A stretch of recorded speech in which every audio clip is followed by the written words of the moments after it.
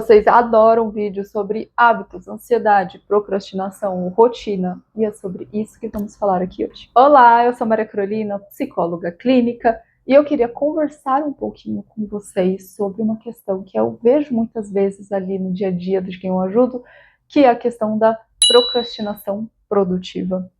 Talvez você não tenha ouvido falar sobre esse termo necessariamente, mas muito provavelmente você já colocou em prática. Isso é algo que funciona, mas que a gente precisa ter um tanto de cuidado. Vamos entender primeiro o que é a procrastinação produtiva. A gente dá esse nome para aqueles momentos em que a gente está fazendo uma coisa para evitar fazer outra. Aqui nós podemos estar falando sobre aquela pessoa que vai aproveitar para organizar algumas coisas de casa, ao invés de sentar para resolver ali as pendências para a próxima reunião do trabalho. Ou, o que acontece muitas vezes, a pessoa que está passando por um momento muito difícil da vida e que, para evitar ficar em casa se sentindo ansiosa, pensando sobre todas essas questões, vai fazer outras coisas. Então, vai aproveitar para resolver aquela pendência que está ali parada há meses, mas que você precisa fazer de qualquer forma, então já te ajuda ali a se distrair daquela questão mais complicada.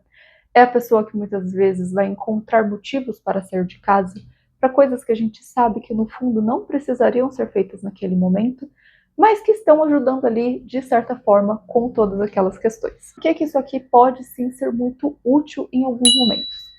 Primeiro, pela questão mais clara.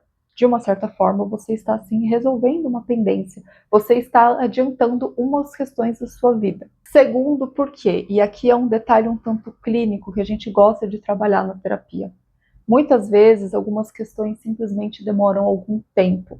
A gente pode estar falando sobre situações que não dependem necessariamente da nossa ação para que elas sejam resolvidas, mas nós estamos, às vezes, esperando o retorno de um terceiro, o retorno de alguma outra parte que não está sob o nosso controle. Desse modo, quando a gente olha para uma procrastinação produtiva, ela pode sim estar sendo de grande ajuda ali naquele primeiro momento.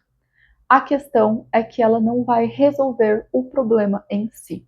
Mais profunda, mais elaborada, a procrastinação produtiva é uma forma que a gente encontra de evitar uma falha naquela tarefa principal.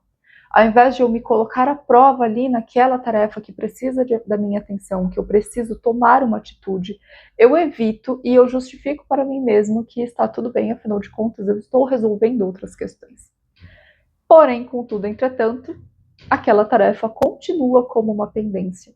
E no fim do dia, se você é uma pessoa ansiosa, você vai se identificar com isso aqui, muito provavelmente você vai dormir sem pensar em tudo que você fez de secundário, você vai estar apenas focado naquela tarefa que você deixou de fazer.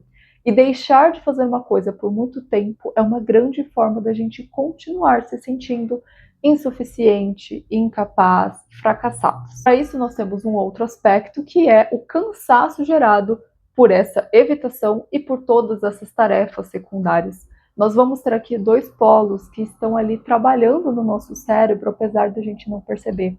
E isso tudo vai gerando sim um desgaste, um cansaço mental muito significativos, principalmente se a questão com essa tarefa aqui principal for se estender a longo prazo. Dentro de uma psicoterapia, nós vamos ter uma série de estratégias para olhar para essa tarefa principal e ver o que existe ali de tão significativo e como nós podemos nos relacionar melhor com elas.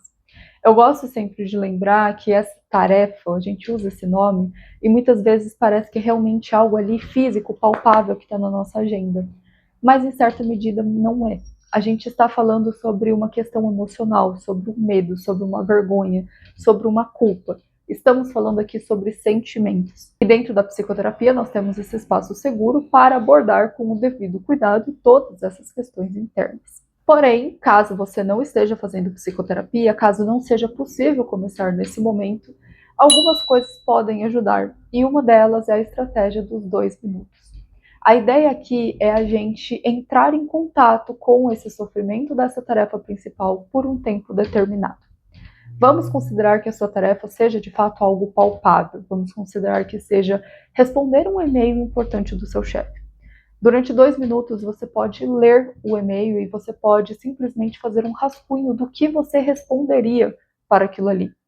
E nesse momento é muito importante você fazer aquela tempestade de ideias em que nós não estamos considerando a possibilidade de fato de enviar tudo aquilo.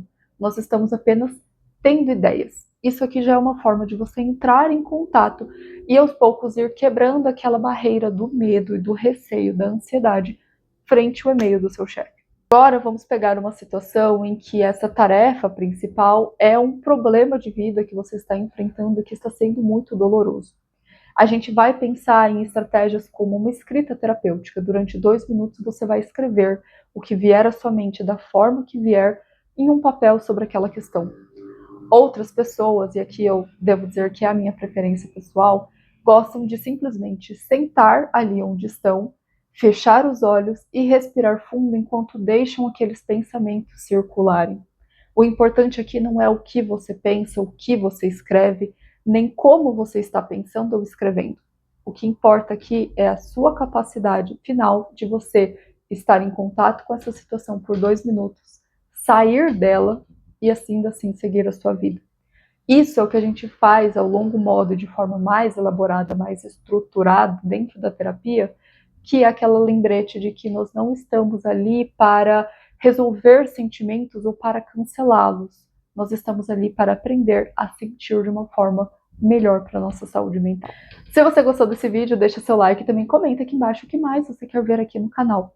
Aproveita e me segue lá no Instagram, @psi.macarolina, para conhecer mais do meu trabalho.